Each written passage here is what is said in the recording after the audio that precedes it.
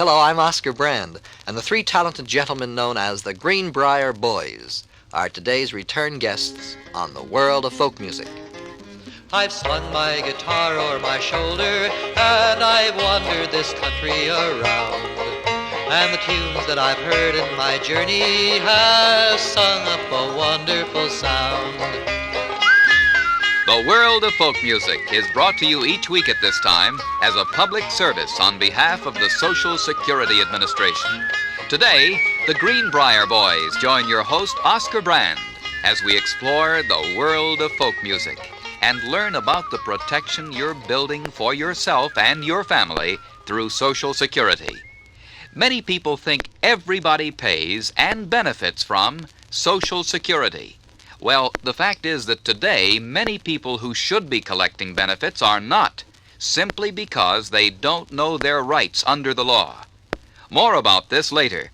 Right now, let's hear from Oscar Brand. I went down to Vicksburg town a-courting all unwary, and there I met a fair young maid. Her name was Devilish Mary. Coim-a-link to Mary, a prettiest little gal I ever did see, but her name was Devilish Mary. Met her in the spring of the year, I only knew her one day. She told me on that very same day she'd marry me next Sunday. Coim-a-link to Mary, prettiest little gal that I ever did see, but her name was Devilish Mary. Our wedding wasn't even done, she swore the preacher tarried, looked the good book from his hands and said that we were married. Coim-a-link to Mary, prettiest little gal that I ever did see, but her name was Devilish Mary. She washed my clothes with mud and sand, filled my bed with switches, let me know right from the start that she would wear the breeches. Coim-a-link to Mary, prettiest little gal that I ever did see, but her name was Devilish Mary. We hadn't been married but 2 weeks, I wished that I was single. Every time I looked cross-eyed, she hit me on the head with a shovel. Coim-a-link to Mary, prettiest little gal that I ever did see, but her name was Devilish Mary. One day I spoke, I said to her, I think we're better parted. No sooner had I said them words, she packed her clothes and started. Coim-a-link to Mary, first little gal that I ever did see, but her name was Devilish Mary.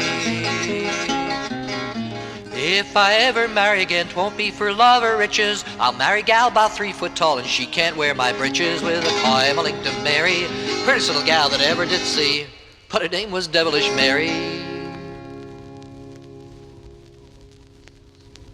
That's Devilish Mary, an old-time country song that's sung by young people in the city today.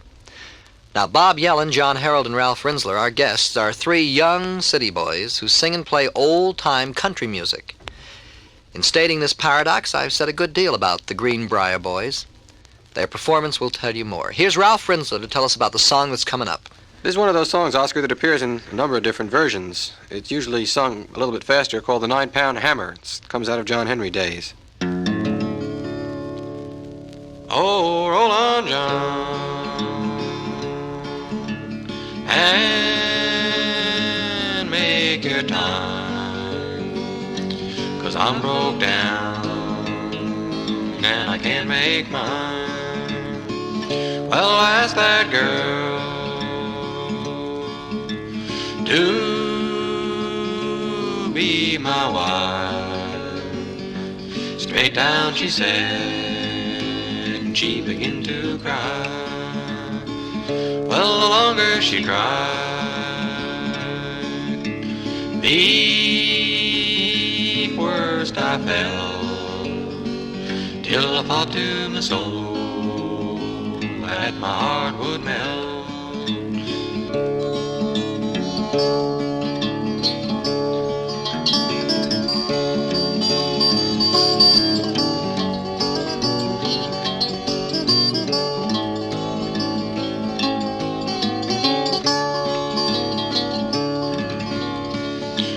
Dream last night that my love was dead. She died with a gold chain around her head. Well, ain't that enough to break my heart, to think of us so far apart? Oh, roll on, buddy, and make your time, 'cause I've lost out and I can't make mine. Roll on, John. Done for us by the Greenbriar Boys, who will be back. Right now, it's time to hear from Roy Swift and Wallace Kendall of the Social Security Administration. Once again, we're going to dip into the Social Security files for a true story that will be of vital interest to many of our listeners. Oscar, I'd just like to mention one thing before we go on with the story of John F. Hall of Baton Rouge, Louisiana. Social Security records are strictly confidential. We're able to tell Mr. Hall's story only because he's given us permission to do so. That's a good point. But now, where did Mr. Hall's story begin? Actually, his story began at Social Security headquarters in Baltimore long before he was aware of what was happening. You see, we've known for quite a while that many people could qualify for Social Security benefits if they only knew their rights under the law. We've tried to tell people what they need to know through the mass communications media, just as we're doing here and now. But unfortunately, we can't reach everybody. So we took the records of more than 1 million people who were 65 and had not applied for benefits. Using our new and highly efficient computer system to select 350,000 names as possible eligibles, we started the district offices checking whether these people might be able to get benefits. And as a result, more than 100,000 people including Mr. Hall, are now getting benefits. Mr. Hall earned his Social Security credits during World War II in the Maritime Service, but he wasn't aware that he was eligible for benefits until his Social Security office got in touch with him. Tell me, Wallace, why is it so many people don't know about their rights to benefits? For a variety of reasons, Oscar. Some people who are eligible for retirement benefits and are still working think they're making too much money to get monthly Social Security checks. In many cases, they find to their delight that they can still earn quite a bit of money and still get some benefits. Others who have worked for a comparatively short time under Social Security are not aware that they've earned enough credits to qualify for benefits. Some of these people actually applied for benefits before recent amendments to the law and were turned down. Then, not knowing about their rights and not keeping up to date with the law is costing many people a lot of money. That's right. That's why we urge everybody to get in touch with the nearest Social Security office and ask for a free copy of booklet number 35. It has the basic information people need to know. And for answers to specific questions, ask your Social Security representative. He'll be glad to help you in any way he can. Thanks, Wallace and Roy. And now it's time for another selection from the Greenbriar Boys. This is a song that Johnny dug up. The tune was written originally by W.C. Handy. I decided to put a refrain or a chorus to it, which would make it a little bit more exciting. It's sort of a Bill Monroe type of bluesy bluegrass type of refrain called Levee Breakin' Blues.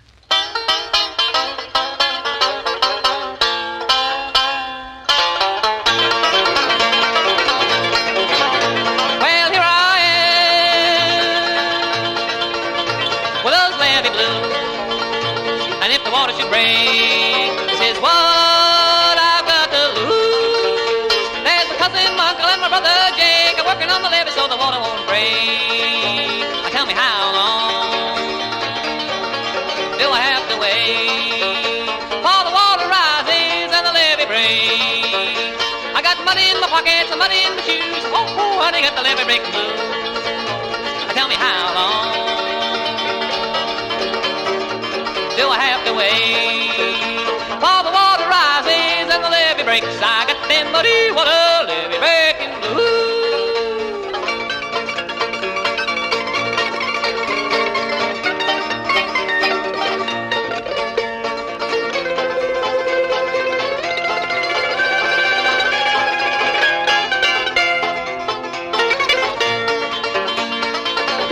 I live a mile from the river and a mile from the road. There's a lot of many crickets and a plenty hop toads.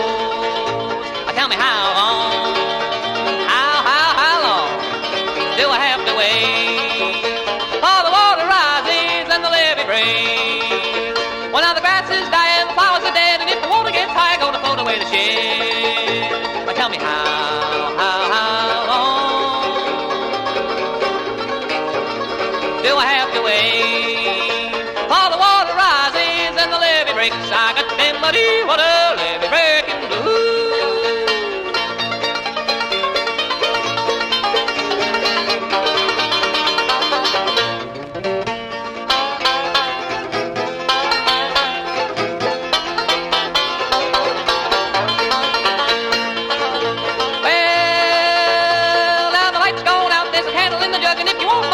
gonna catch a lightning bug? Tell me how long? How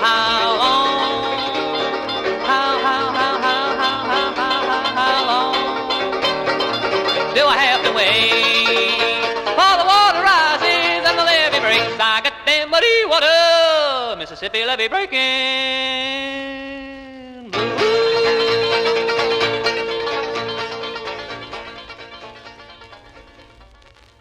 The Muddy River, Mississippi levee breaking, sung by John Harrell, played by John Ralph Rinsler, and banjo-picking Bob Yellen blues. You got it? That's good. Thanks for coming by, fellas. Thanks a lot, Oscar. Bye. We'll see you in Greenwich Village. You probably will, fellows. Now, I'd like to sing you a song that came out of the country and became a very, very popular song.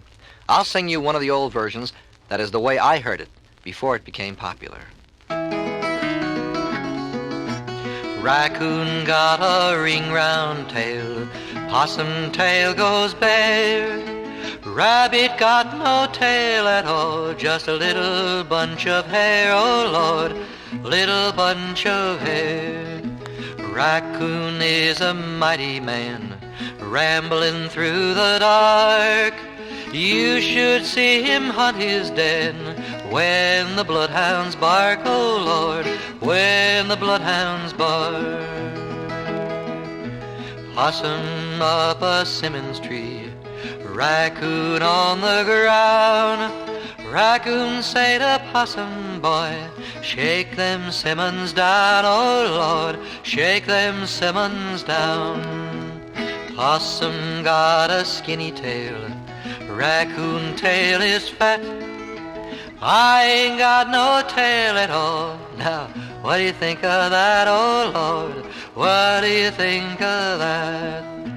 I'm just a country boy, money have I none, but there's silver in the moon, gold in the setting sun, oh Lord, gold in the setting sun.